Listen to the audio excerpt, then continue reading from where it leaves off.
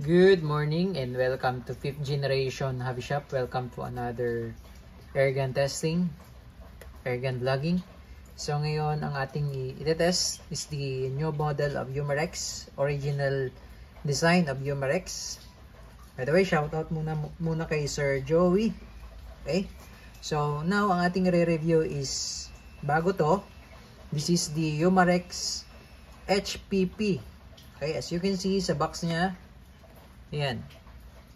HPP semi-auto BB air pistol. This is airgun pistol, original design ng Umarex, just like dun sa ating SA10.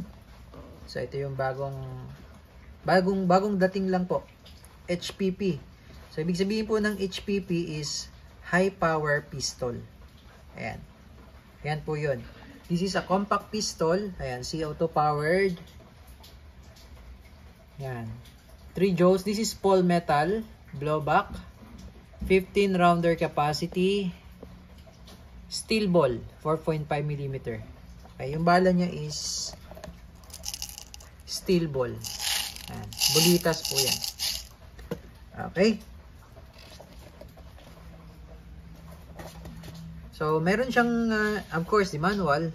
Yan. HPP model. And the maintenance manual. Comes with the box. And this is the unit. Ayan siya.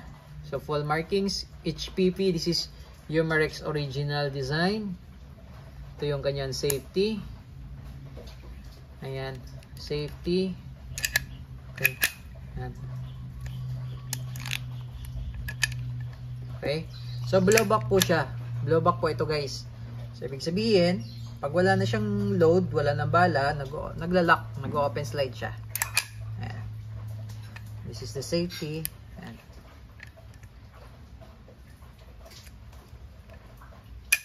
Okay. So, yan yung safe. Pag naka-safe siya, hindi siya makakalabit. Okay. And this is fire. Okay. So ito, papakita ko lang sa inyo ng malapitan. Meron siyang Umarex markings on the grip. This is Paul metal po. Paul metal po yan. Ayan. Check natin yung specs niya sa likod. Ito. Yung trigger niya ay double action only. Okay, double action only. Okay. So 15 rounder capacity. Ayan. It's a compact pistol lang siya. Ayan, maliit lang. Compact pistol. Yung haba niyan ay nasa 175mm. 175mm. Tapos, yung barrel niya is smooth bore. Tapos, yung haba ng barrel is 93mm. Ayan. Kaya compact lang siya, guys. Ayan. It's a compact pistol. Yun nga, HPP. Ibig sabihin po na HPP is high power pistol. Original design ng Umarex. Oh. Lambot lang ng slide. Lambot lang ikasa. Ayan. Okay. So, ito yung kanyang magazine. This is 15 rounder capacity magazine. Load tayo ng BBs. Load lang tayo ng mga ilang shots. Sa paglo-load naman ng BBs, sagad nyo lang yung spring sa dulo.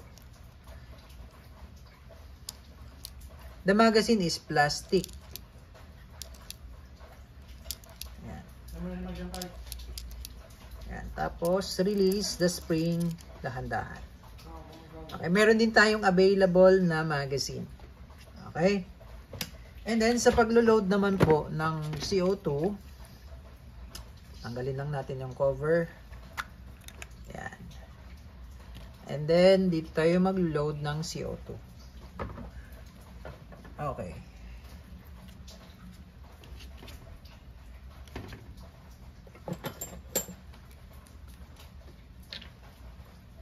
Lagyan lang natin ng oil bago natin i-load sa airgun. Okay, so yung kanyang functor ay built-in na. So, luluwagan lang natin. Pasok yung CO2. Then, yan, load. Okay, so kailangan mabilis lang yung pihit.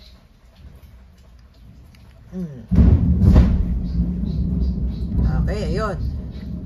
Then, ayan, iayos lang natin yung position ng lock. Okay, load lang natin to. Balik lang natin itong cover. So, testingin lang natin kung nabutas na ba yung CO2. Ang lakas. Okay, honestly, malakas yung recoil. Yung palag, malakas po. Okay? Kaya siguro siya tinawag na high power pistol. So, request ni sir, if kaya ba niyang mag-penetrate dito sa lata. Lata na Mega Sardines. Ayan. So, check natin later kung kaya ba. Okay?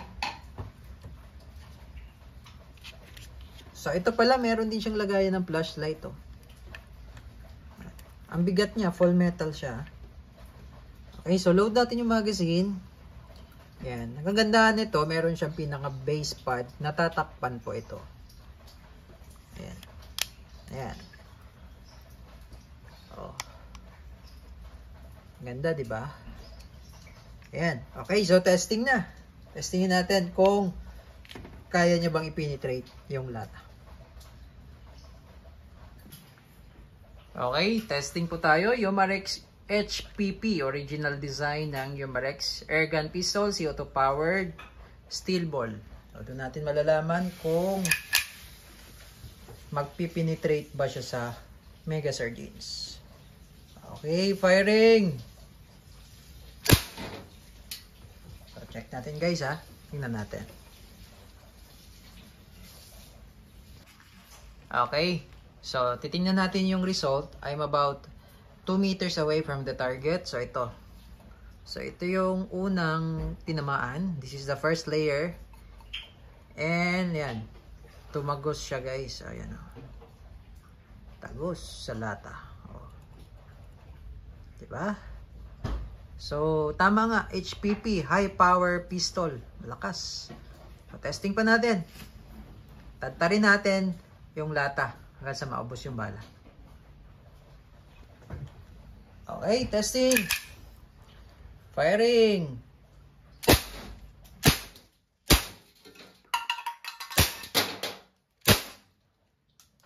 Lakas.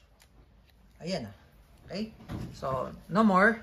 Wala na siyang bala. Naglalak na siya. Open slide. So, release nyo lang muna yung magazine. Okay, release yung magazine, no? Tapos, baba nyo lang to. Or pwede nyo natang, pwede siyang hilahin. Pwede siyang pull back tapos release. Ayan. Pull back tapos release. Ayan. So, pag wala siyang magazine, so, wag nyo po siyang kakalabitin ha.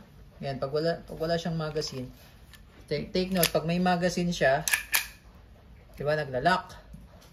Tapos, pag i-release mo siya, ayan, nagre-rest naman yung hammer automatically. So, kahit hindi nyo siya kalabitin, lagyan nyo na lang siya sa safe. Kasi dito yung CO2. So, pag kinalabit nyo yan, i-rest nyo yung hammer, ano yan meron pang CO2, mako-consume yung CO2. Okay? So, yun lamang. Again, this is the Yomarex HPP original design of Yomarex airgun pistol. So, papakita ko lang pala yung damage. Ayan yung damage ng lata, oh. Biruin nyo yan, no? Damage ng Yomarex HPP airgun pistol.